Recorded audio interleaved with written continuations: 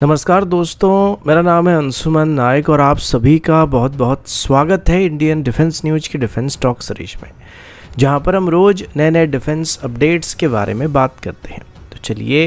देर न करते हुए आज की वीडियो शुरू करते हैं।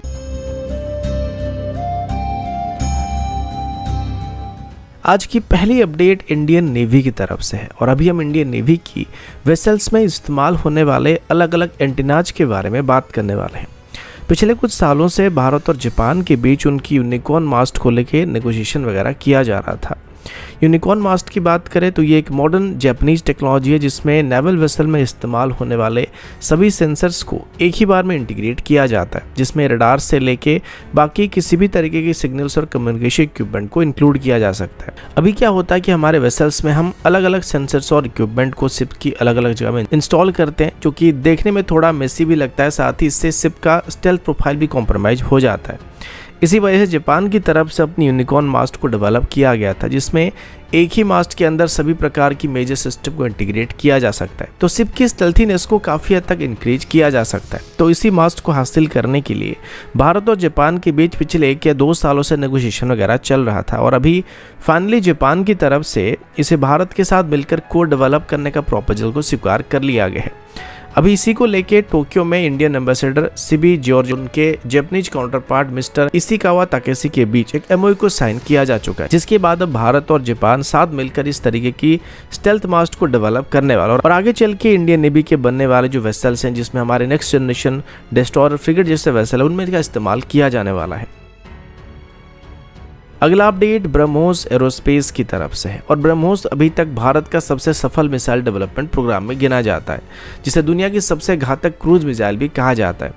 जब इनिशियली ब्रह्मोस को डेवलप करना स्टार्ट किया गया था, तब इसके ज़्यादातर सिस्टम को रशिया की तरफ से ही भारत को सप्लाई किया था, लेकिन धीरे धीरे भारत की तरफ से ब्रह्मोस के इंडिजिनस कंटेंट की मात्रा को इंक्रीज करना चालू रखा गया था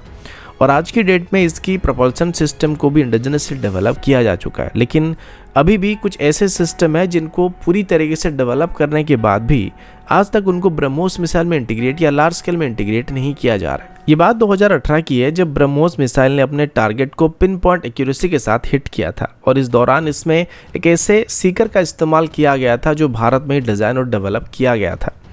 ये एक बड़ी सक्सेस थी क्योंकि इसको आत्मनिर्भर भारत इनिशिएटिव के तहत इंपोर्टेड कंपोनेंट्स को रिप्लेस करने के लिए बनाया गया था, जो कि ब्रह्मोस एरोस्पेस में इस्तेमाल होने वाली रशियन सीकर को रिप्लेस करने वाली थी। लेकिन आज तक हमारा जो इंडिजिनस सीकर था उसको लार्ज स्केल में प्रोडक्शन नहीं किया जा सका है और इसे ब्रह्मोस मिसाइल में इंटीग्रेट नहीं किया जा रहा है। इसका मेन कारण ये है कि अभी इसकी कुछ टेस्टिंग होना बाकी है और ब्रह्मोस एरोस्पेस के मुताबिक वो बहुत ही जल्दी इस नए इंडिजिनस सीकर को टेस्ट करना शुरू करने वाले हैं और ये एक लाइव ट्रायल होने वाला है, जिसके बाद ऑफिशियली इंडियन मेड सीकर को ब्रह्मोस मिसाइल में इस्तेमाल करने के लिए परमिशन दे दिया जाएगा और इसको मास प्रोड्यूस करने के लिए भी क्लियरेंस दे दिया जाएगा, जिससे ब्रह्मोस मिसाइल की कॉस्ट को भी थोड़ा हद तक रिड्यूस किया जा सकेगा, क्योंकि इम्पोर्टेड सीकर के मुकाबले इसका कॉस्ट हमें काफ़ी हद तक कम पड़ने वाली है। अगला अपडेट वीवीआर मिसाइल को लेके और अभी हम खास करके इंडिजिनस वीवीआर मिसाइल के बारे में बात करने वाले हैं। फिलहाल अभी हम अगर हमारे इंडिजिनस वीवीआर मिसाइल के बारे में बात करेंगे तो वो अस्त्र मिसाइल और अभी इसकी मार्क 1 वेरिएंट को पूरी तरीके से प्रोडक्शन में एंटर किया जा चुका है और अभी इंडियन एयरफोर्स की तरफ से इसको अपनी स्टैंडर्ड वीवीआर मिसाइल के तौर पर इस्तेमाल करना भी स्टार्ट किया जा चुका है।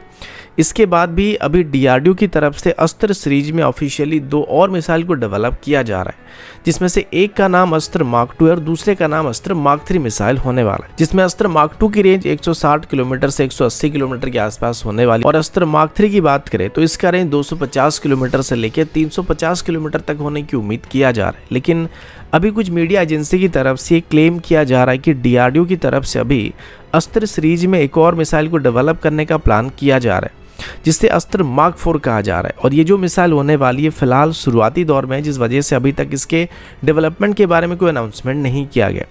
और इसके टाइमलाइन एमका की प्रोडक्शन के साथ एकदम मैच कर रहा है, जिस वजह से ये उम्मीद किया जा रहा है कि इसको शायद स्पेशली एमका जैसे स्टेल्थ एयरक्राफ्ट में इस्तेमाल करने के लिए डेवलप किया जा रहा है।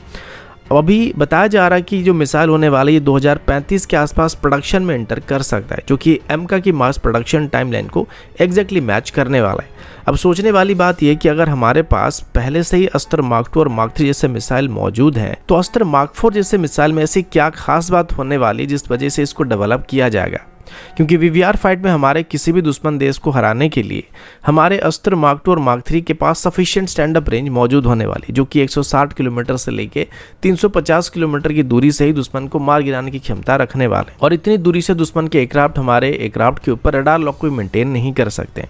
तो यहाँ पर डीआरडीओ की तरफ से कुछ हिंट दिया जा रहा है कि आखिर अस्त्र मार्क 4 में ऐसा क्या खास बात होने वाला है। अब मोस्टली जो स्टेल्थ एयरक्राफ्ट्स होते हैं उनमें आरसीएस काफ़ी कम होता है और मिसाइल का सीकर एयरक्राफ्ट की रडार से काफ़ी छोटा होता है और इसमें लिमिटेड पावर होता है, जिस वजह से जो बीवीआर मिसाइल होती हैं लॉन्ग डिस्टेंस पर फायर किए जाने पर टर्मिनल फेज में स्टेल्थ एयरक्राफ्ट के ऊपर एक्यूरेट ट्रैक को मेंटेन नहीं कर पाते और इजीली ट्रैक को खो देते हैं, जिस वजह से किसी भी मॉडर्न स्टेल्थ एयरक्राफ्ट को बीवीआर फाइट में मार गिराना लगभग नामुमकिन माना जाता है। क्योंकि भले ही हम उसके ऊपर रडार लॉक को मेंटेन कर लेंगे या फिर मिसाइल को फायर ही कर देंगे, लेकिन जो मिसाइल होगा उसकी हिट करने की चांसेस काफ़ी कम होने वाले। इसी वजह से अभी डीआरडीओ की तरफ से एक एंटी स्टेल्थ सीकर टेक्नोलॉजी को डेवलप करने पर काम किया जा रहा है, जिसमें खास करके लो ऑब्जर्वेबल एयरक्राफ्ट या टारगेट को एक्यूरेटली ट्रैक करने पर फोकस किया जा रहा है, ताकि जिस भी मिसाइल पे सीकर का इस्तेमाल किया जाएगा वो दुश्मन की स्टेल्थ टारगेट को भी इजीली ट्रैक कर पाएगा, यानी कि ट्रैक को बीच में नहीं खोएगा। अब यहाँ पर एक बात तो क्लियर है कि अस्त्र मार्क 4 मिसाइल में जो मेजर चेंज होने वाली है वो इसकी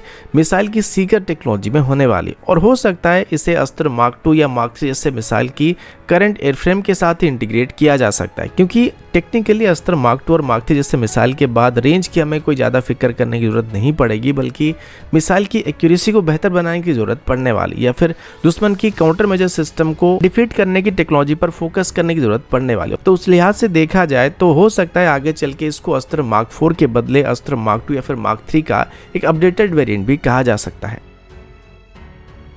अगला अपडेट मॉडर्न एयरक्राफ्ट में इस्तेमाल होने वाले लार्ज एरिया डिस्प्ले या वाइड एरिया डिस्प्ले सिस्टम को लेकर, जो कि मोस्टली आजकल के सभी मॉडर्न 4.5 जनरेशन और 5th जनरेशन एयरक्राफ्ट में इस्तेमाल करना स्टार्ट किया जा चुका है। पहले एयरक्राफ्ट में एनालॉग सिस्टम हुआ करते थे, जिनको धीरे धीरे स्मॉल साइज की मल्टी फंक्शन डिस्प्ले से रिप्लेस करना स्टार्ट किया गया था। और आज के जमाने की बात करें तो सेम स्मॉल साइज की मल्टी फंक्शन डिस्प्लेस को अभी एक सिंगल लार्ज एरिया डिस्प्ले में रिप्लेस करने की कोशिश किया जा रहा है, जिसमें सभी इंफॉर्मेशन को एक ही बार में दिखाया जा सकता है। और आगे चल के हमारे तेजस MK2 के बाद बनने वाले बाकी सभी फ्यूचर एयरक्राफ्ट में सेम स्टैंडर्ड की लार्ज एरिया डिस्प्ले का इस्तेमाल होने वाला है। अभी तक इसको गेम चेंजिंग टेक्नोलॉजी माना जा रहा था, जिसको खास करके पायलट की सिचुएशनल अवेयरनेस को बेहतर करने के लिए डिजाइन किया गया था और इसको इसी वजह से डेवलप किया गया था ताकि पायलट को एक ही जगह पर सारे जरूरी इंफॉर्मेशन को दिखाया जा सकेगा। लेकिन अभी इन लार्ज एरिया डिस्प्ले को लेकर एक फॉर्मर वेटरन पायलट जयदीप मोलांकर ने एक कंट्रोवर्शियल स्टेटमेंट दे दिया है, जो कि लार्ज एरिया डिस्प्ले की ऑपरेशनल कैपेबिलिटीज पर एक सवाल खड़ा कर रहा है। मोलांकर ने कहा कि लार्ज एरिया डिस्प्ले जो कॉकपिट में वेरियस इंफॉर्मेशन को एक ही डिस्प्ले पर फीड करते हैं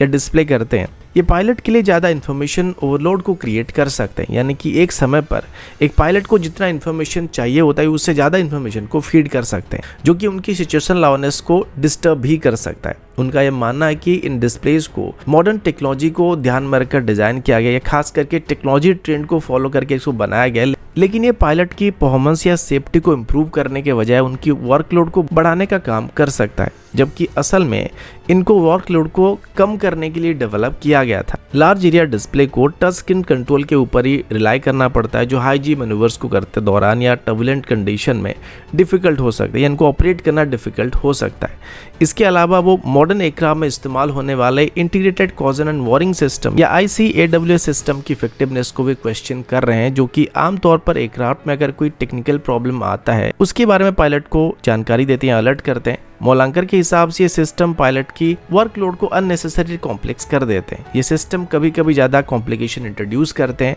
जो क्रिटिकल सिचुएशन में डेंजरस भी बन सकते हैं। मोलांकर ने सितंबर 2023 में F-35B के इंसिडेंट का एग्जाम्पल दिया था, जिसमें एक पायलट एडवर्स वेदर कंडीशन में इजेक्ट कर गए थे और एयरक्राफ्ट ऑटो पायलट पर ऑपरेट कर रहा था। उस समय एयरक्राफ्ट में कुछ इलेक्ट्रिकल फेल्यूर भी आए थे, लेकिन वो इतने ज़्यादा इंपॉर्टेंट फेल्यूर नहीं थे, लेकिन जो integrated caution and warning system था वो वार्निंग देना चालू कर चुका था और एयरक्राफ्ट का मोड 3 ट्रांसपॉन्डर भी काम करना बंद कर चुका था, लेकिन फिर भी इसका ऑटो पायलट सिस्टम सही तरीके से काम कर रहा था। तो जब पायलट इजेक्ट कर गया था, एयरक्राफ्ट क्रैश होने की वजह अपनी ऑटो पायलट सिस्टम की मदद से फ्लाई करता रहा और जैसे कि एक स्टेल्थ एयरक्राफ्ट था तो इसको रडार में डिटेक्ट करना बहुत ही मुश्किल बन गया था और मोड 3 ट्रांसपॉन्डर काम करना बंद करने की वजह से ये रडार से गायब हो गया था और कहाँ गिरा इसका कोई पता नहीं चल पाया था। इस इंसिडेंट ने डेमोन्स्ट्रेट डेमोन्स्ट्रेट किया कि एडवांस एवियोनिक्स सिस्टम जैसे integrated caution and warning system कभी-कभी अनएक्सपेक्टेड और हजारियस सिचुएशन को क्रिएट कर सकते हैं, जहां पर सिंपल सिस्टम का इस्तेमाल करना ज्यादा इफेक्टिव हो सकता है। अब जैसे कि हम मॉडर्न फाइटर जेट की एज में धीरे धीरे कदम रख रहे हैं और अभी